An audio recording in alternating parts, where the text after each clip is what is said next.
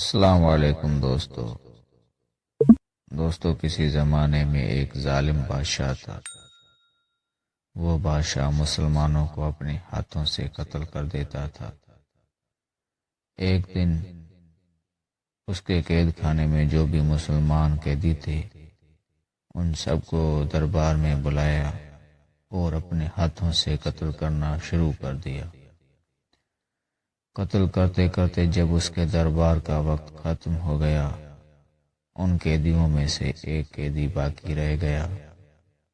بادشاہ نے وزیر کو حکم دیا کہ اے وزیر، اس قیدی کو قید خانے میں ڈال دو، کل جب میں آؤں گا تو پہلے اسے قتل کر دوں گا۔ جب یہ کہہ کے بادشاہ اپنے گھر کی طرف روانہ ہوا تو اس قیدی نے وزیر کے سامنے ہاتھ جوڑ کر کہا کہ اے وزیر، آج کی رات مجھے اجازت دے دے تاکہ میں اپنے گھر والوں سے مل کر آؤں، اپنی بیوی بچوں سے مل کر آؤں اور انہیں کہوں کہ آج کے بعد وہ میرا انتظار نہ کریں۔ لیکن وزیر نے کہا کہ اے قیدی، میں تجھے کیسے آزاد کروں، تمہیں کیسے اجازت دے دوں؟ تمہاری موت کا حکم بادشاہ نے جاری کر دیا ہے۔ اب اگر تمہیں اجازت دے دوں تو تم لوٹ کر ہی نہیں آؤ گے، کیونکہ تمہاری موت کا حکم جاری ہو چکا ہے۔ یہ کیسے ہو سکتا ہے کہ تم موت کی طرف واپس آؤ؟ لیکن قیدی جب منتیں کرنے لگا تو وزیر نے اسے اجازت دے دی، اور وہ قیدی جب روانہ ہوا اپنے گھر کی طرف تو وزیر نے دل و دل میں سوچ لیا کہ یہ شخص تو واپس نہیں آئے گا، لیکن کل جب بادشاہ آئے گا تو بادشاہ سے میں معافی مانگوں گا اور اسے کہوں گا کہ اسے بخش دے، اور میں بادشاہ کا وفادار وزیر ہوں، بادشاہ مجھے معاف کر دے گا۔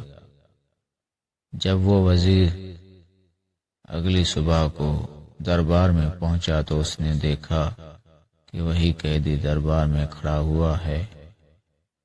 اس قیدی کو دیکھ کر وزیر بہت خوش ہوا اور دل و دل میں سوچنے لگا کہ یہ تو بڑا وفادار ہے اور وعدے وفائی کی ہے اس نے۔ اس قیدی سے اس کو محبت ہو گئی، اور بادشاہ کے سامنے اس وزیر نے کہا کہ اے بادشاہ، آج میں تم سے کچھ مانگنا چاہتا ہوں۔ بادشاہ نے وزیر کو کہا جو کچھ چاہیے مانگ لو، تمہیں ملے گا۔ تو وزیر کہنے لگا کہ بادشاہ، اس قیدی کو معاف کر دو، اسے میرے حوالے کر دو۔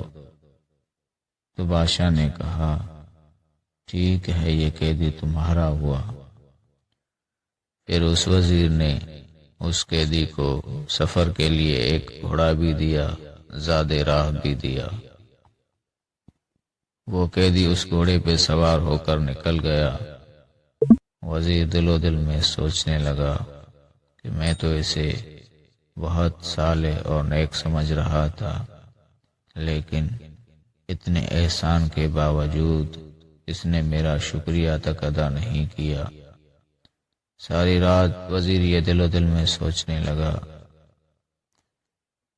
جب صبح کا وقت ہوا تو اس وزیر کا دروازہ کھٹکنے لگا، اور وزیر نے جب دروازہ کھولا اس نے دیکھا تو وہی قیدی اپنے ہاتھوں میں ایک تحفہ لے کر کھڑا ہوا ہے۔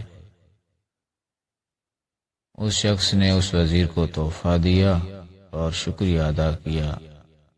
وزیر، تمہارا شکریہ کہ کل تم نے میری جان بھی بچائی، مجھے زاد راہ بھی دیا، اور سفر کرنے کے لیے مجھے سواری بھی دی۔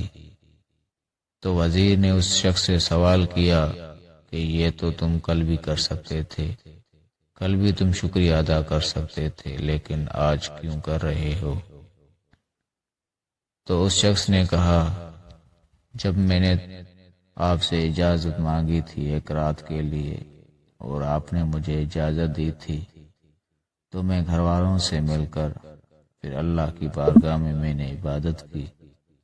میں نے اللہ سے کہا کہ یا اللہ کوئی ایسا وسیلہ بنا جو مجھے اس موت سے نجات دے اور بادشاہ کی قید سے آزاد کر دے۔ اور جب آپ نے بادشاہ کی قید سے آزاد کیا مجھے تو میں نکل گیا اور پروردگار کا شکریہ ادا کیا۔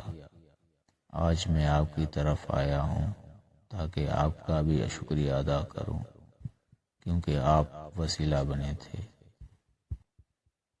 تو دوستو، زندگی میں اگر کوئی شخص آپ کا تکلیف میں ساتھ دے اور آپ کی مشکل میں آپ کا ساتھ دے تو اس کے شکریہ ادا کرتے وقت ضرور پروردگار کا بھی شکریہ ادا کیا کرے، کیونکہ پروردگار نے آپ کی مشکل کے وقت اس شخص کو وسیلہ بنا کے آپ کی طرف بھیجا تھا۔ جب مخلوق کا شکریہ ادا کیا کریں تو ضرور خالق کا بھی شکریہ ادا کیا کریں۔ والسلام علیکم۔